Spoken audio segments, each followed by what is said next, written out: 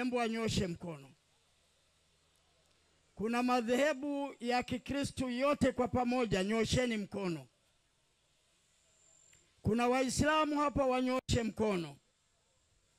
Wengine na watambua kwa walivyovaa, kwa hiyo hata usiponyosha hamna shida. Sisi ni ndugu wa tunatambuana. Ndugu zangu, nimeanza na hilo kwa sababu nataka kuwastua, najua wengi hamjui. Dr. Slaa mliyemzoea katibu mkuu wenu alikuwa padri wa kanisa Katoliki. Sijui wangapi walikuwa najua. Niliondoka upadre, historia ndefu kidogo lakini nitaifupisha, kwa sababu nilikataa uizi.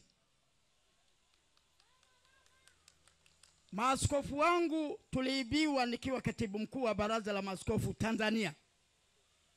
Maaskofu wakaungana na yule aliyeiba, wakati mimi nataka aliyeiba apelekwe mahakamani.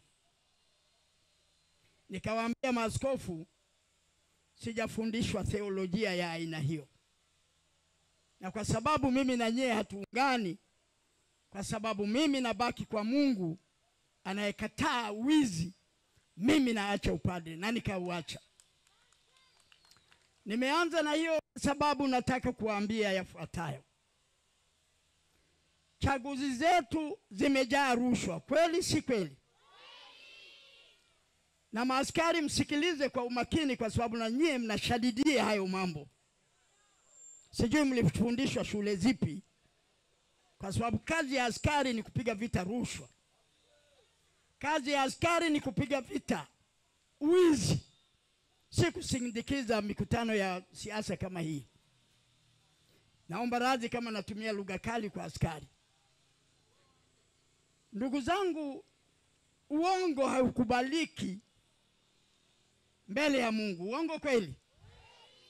Nyie wote ni Wakristo, nyie wote ni Waislamu, wote tunamwabudu Mungu, na yote hayo niliyotaja yanapingana na Mungu ambaye anasema si kweli, anyoshe mkono.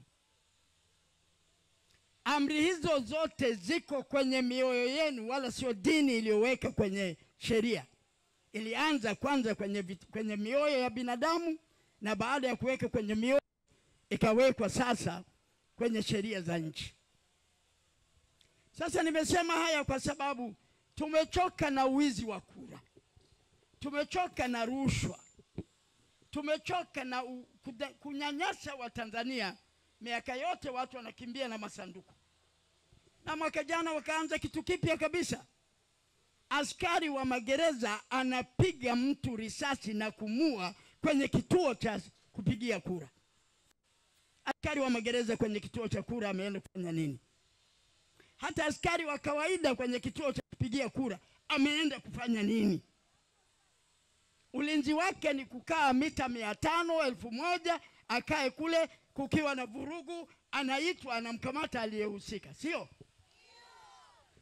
CCM imezoea kudanganya dunia nzima kwamba CCM inapendwa. Kumbe ni rushwa, kumbe ni uongo mtupu. Kumbe makundi yenu kina mama mnatumika vibaya, mnaambiwa wakati ule mtaletewa kanga, vitenge, mtagawiwa fedha kidogo, na nyinyi mnakubali, mnaishia kupokea hiyo. Sasa tumesema kama nyie kweli ni Wakristo, kama nyie kweli ni waumini wa dini yoyote inayomwamini Mwenyezi Mungu, ambaye anakataa wizi, anakataa rushwa, anakataa vurugu, tutashikamana katika no reform no election. Bila mabadiliko hatutaenda kwenye uchaguzi. Ama sivyo mtuambie na nyie hamko na Mungu. Mkiniambia hamko na Mungu nitawasamehe. Lakini mkiendelea na nyie kupokea rushwa, tutajua kwamba kumbe tunayo dini kwa majina katika nchi hii. Jina la dini, lakini hatuna waumini. No reform no election ina maana moja tu. Hatuko tayari kwenda kwenye uchaguzi kama hakuna badiliko katika katiba yetu ambayo imefanya serikali kuwa miungu. Hatutaenda kwenye uchaguzi kama sheria za uchaguzi hazitabadilishwa. Na sisi tukishasema hatuendi, kwa sababu sheria yetu, katiba zetu, ibara ya 8 inatuambia sisi ndio wenye mamlaka, sio Samia. Inasema wananchi ndio chanzo cha mamlaka yote ya serikali. Kama sisi ndio mamlaka yote ya serikali, kwa katiba hiyo walitunga wenyewe, wala sisi hatukuwepo. Kama sisi ndio hivyo, basi sisi ndio wenye kauli ya mwisho ya nani awepe madarakani, CCM, Chadema au nani, bila kufikiria hata majina. Baada ya kusema hayo, wa viongozi wenu, kwa sababu ya muda, tutawapa maelekezo ya namna gani no reform no election iweze kutendeka. Viongozi wangu hapa sijaona fomu zikipita. Tunahitaji watu wajaze kitu kinaitwa petition. Sijui ni maombi, sijui ni kitu gani kwa Kiswahili, lakini kwa Kiingereza inalia vizuri. Kwamba wananchi tumeweka saini yetu, tumeamua hatutaki kwenda kwenye uchaguzi. Naomba kila mmoja wenu kabla mjaondoka mjaze ile fomu. Lakini muzishushe chini. Tukiwa wachache kama tulivyo hapa hatuwezi. Lakini mkishuka kwenye vijiji vyenu, mkaenda kwenye vitongoji vyenu, mkaenda kwenye ngazi ya chini kabisa kwenye misingi yenu, fomu hizo zikajazwa, Watanzania wote wakijaza, dunia nzima itamwangalia Samia anafanya nini. Atatumia mabavu. Kama atatumia mabavu, mwanake hajui demokrasia.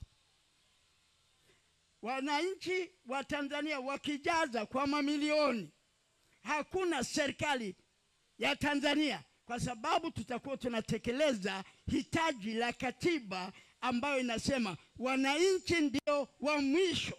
Kauli yao ndio inaiweka serikali. Serikali haiweki kwa kubeba sanduku kuiba. Serikali haijengwi kwa kwenda na kukimbia na masanduku askari wakatumia silaha. Serikali haijengwi kwa kuhonga kina mama vitenge, wakina mama kupewa mikopo midogo midogo wakati wa uchaguzi. Yote ni kinyume na mapenzi ya Mwenyezi Mungu, unless hamjui maana ya Mwenyezi Mungu ni nini. Nawashukuruni sana. Naomba tuungane wote, tukisimama tutarudisha uhuru wetu, tutarudisha mamlaka yetu, ili iwekwe serikali ambayo ina kibali cha Mwenyezi Mungu. Serikali isiyo na kibali cha Mwenyezi Mungu haina nafasi katika nchi inayojiita nchi ya demokrasia. Peoples, viongozi watawapa maelekezo zaidi.